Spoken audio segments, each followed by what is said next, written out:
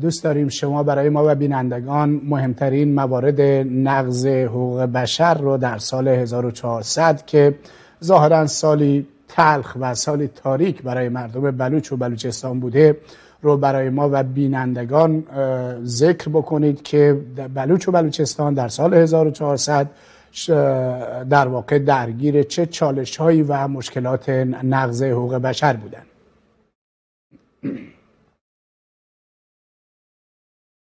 درود و سلام عرض میکنم خدمت شما بینندگان عزیز، مهمان گرامی جناب دکتر حسین بر. خب سال 1400 مثل سالهای قبل متاسفانه با کلی چالش، با کلی موارد نقض حقوق بشر توسط حاکمیت در بلوچستان متاسفانه به پایان رسید، ولی و نسبت به سالهای قبل حتی بیشتر بود. موضوعی که حائز اهمیت هست این که در چند ماه اول سال 1400 حسن روحانی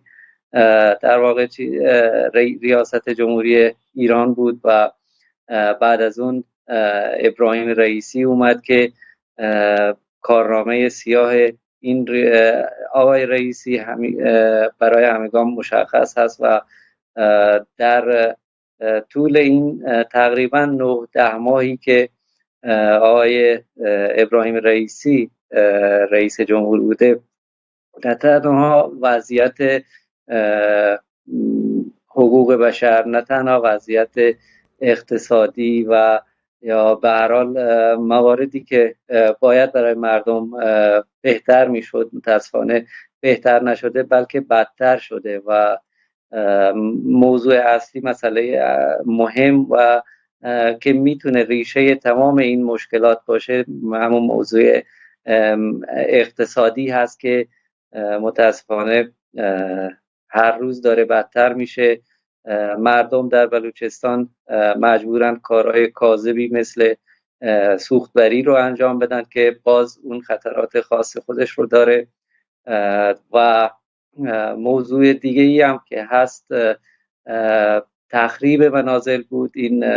در واقع